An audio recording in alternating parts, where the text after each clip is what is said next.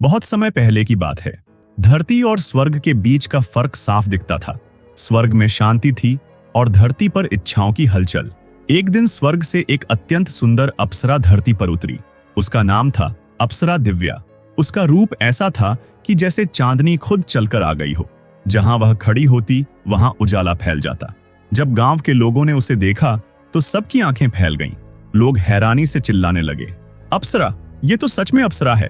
अप्सरा दिव्या ने मुस्कुराकर सबसे कहा, डरो मत, मैं स्वर्ग से आई हूं। मेरे पास एक वरदान है। मैं तुम्हारी किसी भी चीज को सोना बना सकती हूं। जो भी बनवाना हो जल्दी लेकर आओ। मैं सिर्फ 3 दिन यहां रहूंगी। यह सुनते ही पूरा गांव खुशी से झूम उठा। लोगों को लगा मानो किस्मत ने अचानक दरवाजा खोल दिया हो।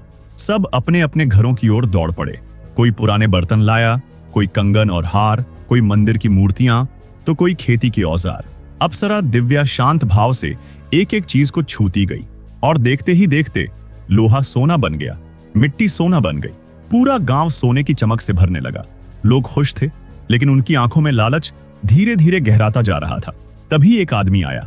उसके हाथ में एक छोटा सा बच्चा था, उसका बेटा राजू। राजू की आंखों में डर था। वह अपने पिता से जोर से चिपका हुआ था। उस आदमी ने कहा, अप्सरा देवी, इसे भी सोना बना दो। अप्सरा दिव्या चौंक गई। उसने कहा, यह तो बच्चा है, इंसान है। लेकिन उस आदमी की आंखों में ममता नहीं, सिर्फ लालच था।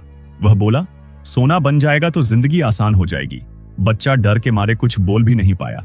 अप्सरा दिव्या का दिल कांप उठा। उसके हाथ रुक गए, लेकिन उसने सोचा, इन्होंने खुद मांगा है।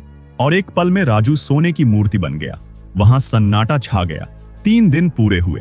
पूरा गांव सोने से भरा था। घर, गलियां, मंदिर, लोग, सब कुछ। और अप्सरा दिव्या स्वर्ग लौट गई। 1 साल बाद अप्सरा दिव्या फिर धरती पर आई। लेकिन इस बार वह जो देख रही थी उसने उसे तोड़ दिया। वहां कोई आवाज नहीं थी, न हंसी, न रोना, न बच्चों की किलकारी। पूरा गांव खामोश था। सिर्फ एक बूढ़ा भिखारी वहां बैठा था। उसका नाम था बाबा रामदास। अप्सरा दिव्या ने पूछा, सब लोग कहां हैं? बाबा रामदास ने धीमी और थकी आवाज में कहा, मां, सब खत्म हो गए। सबने खाने का अनाज भी सोना बना लिया, बच्चों को भी, परिवार को भी। सोना तो था, लेकिन भूख मिटाने को कुछ नहीं था। सब भूख से मर गए। मैं बच गया, क्योंकि मेरे पास कुछ भी नहीं था। यह सुनते ही अप्सरा दिव्या टूट गई। उसकी आंखों से आंसू बहने लगे। वह रोते हुए बोली, मैंने सोचा था मैं लोगों को खुश कर रही हूं, लेकिन मैंने तो इंसानियत ही खत्म कर दी। उसकी रुलाई आसमान तक गूंज उठी।